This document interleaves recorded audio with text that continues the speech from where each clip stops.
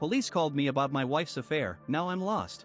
I'm 38, married to my wife, Sarah, for 12 years, with an amazing 11-year-old son, Ethan.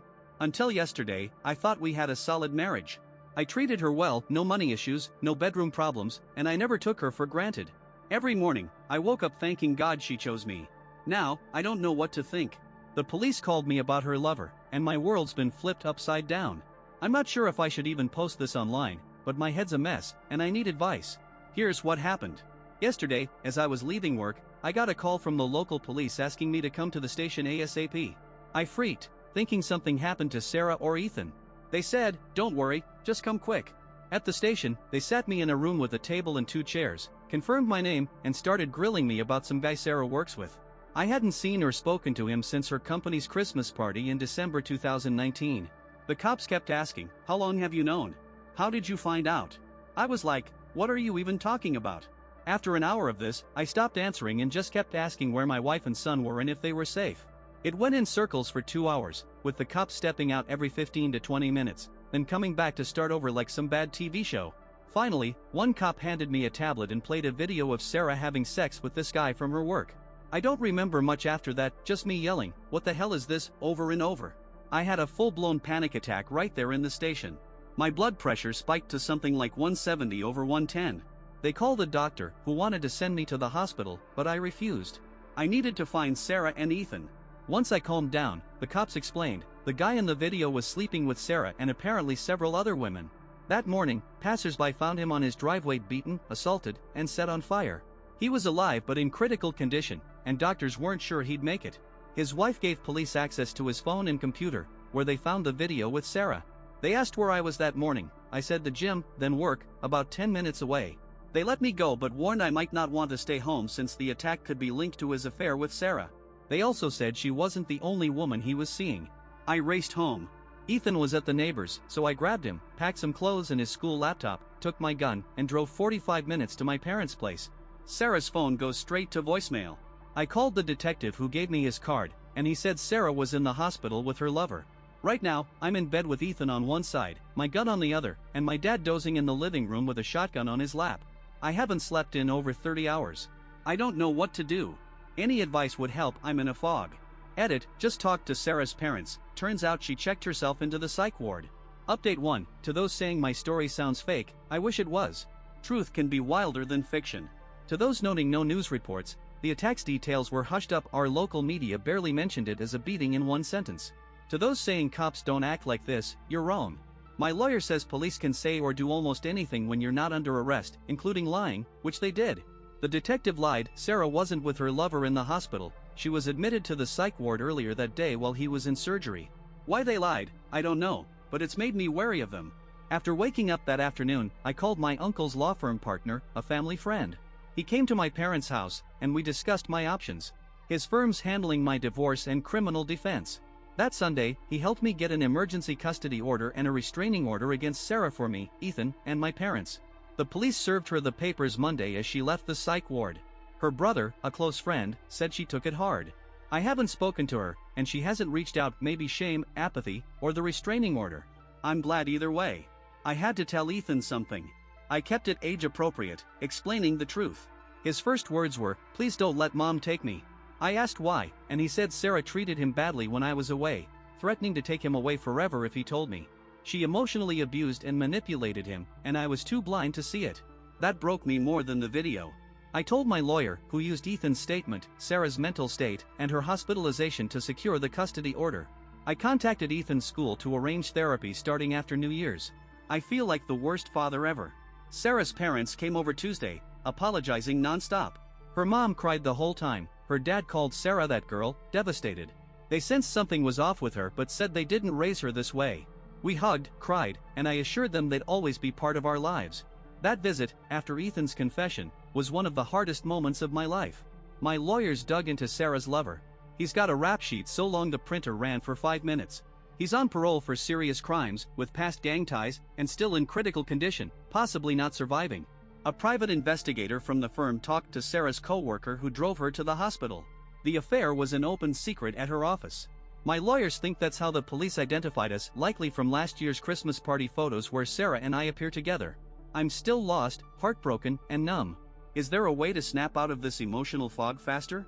It feels like this isn't my life. Update 2, Ethan's doing much better. He started therapy the first week of January, and I see progress.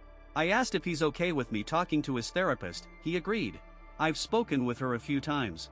She confirms Sarah verbally and emotionally abused Ethan when alone, banning him from making noise or bothering her.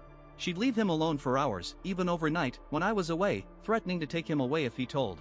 This made him feel helpless and dependent at a time he should have been building confidence. I got him a phone, taught him family numbers and addresses, and we've been practicing how to ask for help or explain he's in danger. He's shy and shuts down when uncomfortable, but after a few weeks, I see his confidence growing. If anyone has ideas to boost his independence, I'd love to hear them. His safety and well-being are my top priorities. I'm holding up as best I can. I started therapy around the same time as Ethan. Talking through my thoughts helps. I feel a burning anger in my gut thinking about Sarah and what she put us through. Oddly, anger's easier to handle than the apathy I felt before. My therapist says it's part of grieving, and it's not about what we feel but how we channel it. The legal stuff's the scariest thing I've faced. I got temporary full custody and alimony, my lawyer insisted, and the restraining order was extended. At the hearing, neither Sarah nor her lawyer showed up. The judge asked if we'd allow supervised visits for Sarah, but Ethan refused. I brought him to the hearing, and the judge spoke with him privately for 10 minutes with a stenographer and a child welfare officer. Afterward, the judge approved the temporary measures and ordered therapy and a psych evaluation for Ethan. His therapist is court accredited, so we don't need to switch, which my lawyer says is good for the custody case. The idea of Sarah getting any custody terrifies me after what she's done. I haven't seen Sarah since the police station until last Thursday. She called a few times, but I didn't answer or hung up when she used other numbers. Her lawyer requested a pre-mediation hearing. At the meeting, she looked awful, gaunt, sickly, despite makeup. She was always fit, like a supermodel in our wedding photos, but now she's a shadow of herself. She didn't look at me, just stared at the floor. Her lawyer's demands were absurd: supervised visits with Ethan during the divorce, joint custody after, and living together in our house until it's finalized. I couldn't believe it. The best moment was when her lawyer asked about asset division, and my lawyer, feigning surprise, said, "What division? Read the prenup." Her lawyer didn't know about it. Priceless. My late uncle, who founded the law firm, drafted an airtight prenup, even hiring Sarah a lawyer to review it pre-wedding. The house was a gift from him before we married, utilities and insurance are in my name, cars are individually owned, and we never shared debt. Our joint savings for household needs had $8,000, she drained it to under $300. The prenup splits joint assets and debts 50-50, but personal assets and debts stay with their owner. The infidelity clause says a cheating spouse loses all support claims. My lawyer says it's nearly impossible to challenge. But her lawyer's final request floored me: a 6-month delay for mediation while Sarah undergoes inpatient rehab for addiction. Some of you suggested she might have a substance issue, but I never saw it. After her major surgery 2 years ago, she started misusing prescribed meds, then bought from colleagues, including her lover, who became her dealer. When she ran out of money, she slept with him for drugs. He meant nothing, just a means to an end. She hid it, fearing I'd make her stop, as she couldn't feel normal without pills. She says she hates herself for what she did to us and wants to get clean for our family, asking for time to prove it. Let me be clear, I'm never taking her back. Our marriage ended when she cheated and hurt Ethan. But damn, where was I? I feel like the dumbest, most naive idiot alive, a failure as a husband and father. I despise her, but is this how you treat someone fighting addiction?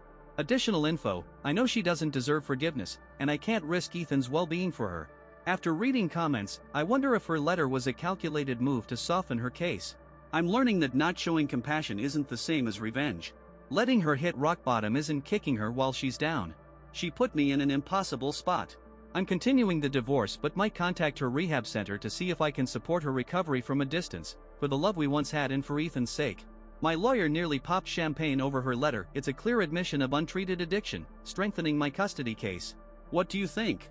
Should I offer any support, or cut her off completely? Share in the comments, check out our last video, link here, subscribe for more wild stories, and thanks for watching. My take: this story's a gut punch. The narrator's world shattered, first by Sarah's affair, revealed in the worst way possible, then by her emotional abuse of Ethan.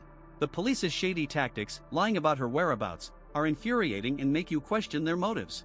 Ethan's fear of his mom and his plea not to be taken away are heartbreaking. He's the real victim here. The prenup's a lifesaver, protecting the narrator's assets, but Sarah's addiction revelation adds a messy layer. Her letter feels like a mix of genuine remorse and manipulation, especially with her lawyer's absurd demands. Supporting her recovery from afar might be humane, but prioritizing Ethan is non-negotiable. The mystery of who attacked her lover lingers. Was it his wife, another lover, or something else? What would you do in this mess? Drop your thoughts below.